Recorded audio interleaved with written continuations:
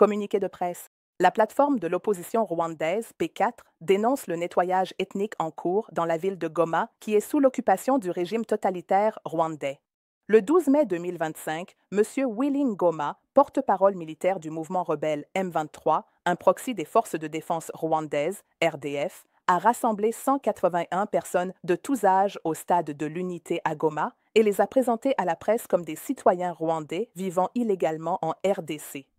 Ces personnes, toutes d'ethnie Hutu, ont été dépouillées de leurs papiers d'identité qui attestaient pourtant qu'elles étaient congolaises.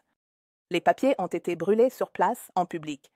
Dans les jours qui ont suivi, la chasse aux Hutus s'est poursuivie et le 17 mai 2025, au moins 360 personnes, dont la majorité étaient des femmes et des enfants, ont été embarquées, visiblement terrifiées, dans des bus à destination du Rwanda.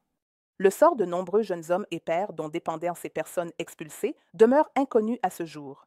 La plateforme d'opposition rwandaise, P4, condamne fermement cette chasse aux sorcières qui porte tous les signes d'un nettoyage ethnique en cours dans la ville de Goma sous l'occupation du régime totalitaire rwandais depuis la fin janvier 2025.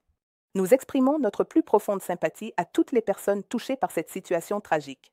La répression contre les Hutus actuellement en cours à Goma rappelle tristement la répression contre un grand nombre de Tutsis qui a eu lieu en octobre 1990, juste après l'attaque du Front patriotique rwandais, FPR, depuis l'Ouganda le 1er octobre 1990.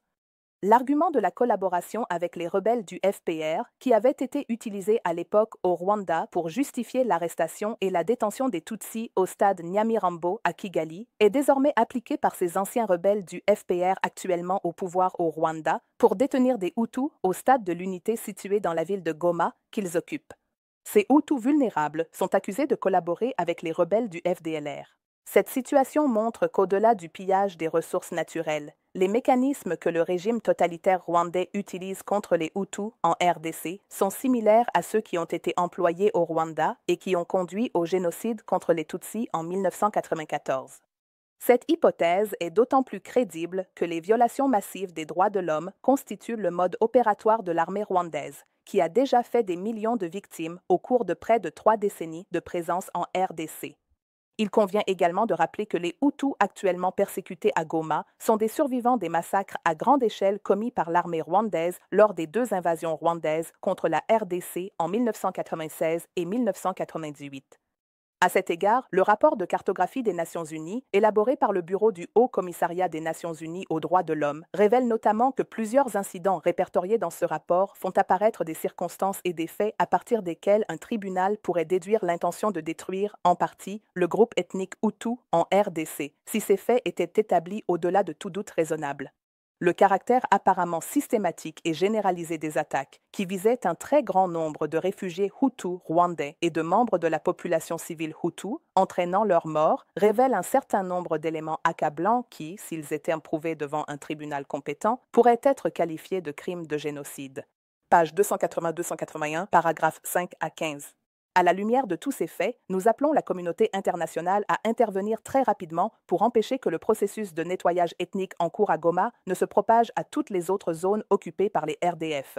Nous réitérons également notre appel urgent aux différents membres de la communauté internationale impliqués dans le processus visant à rétablir la paix et la sécurité dans l'est de la RDC, afin qu'ils veillent d'urgence au respect de l'intégrité territoriale et de la souveraineté de la RDC. Enfin, nous rappelons qu'en vertu de la Convention de Genève de 1951 relative au statut des réfugiés, articles 32 et 33, il est strictement interdit d'expulser ou de refouler un réfugié vers un pays où sa vie ou sa liberté seraient menacées. Nous appelons donc la communauté internationale à soutenir le peuple rwandais dans sa quête de démocratie au Rwanda, seul garant du respect des droits de l'homme et créant les conditions permettant le retour volontaire et digne des réfugiés rwandais.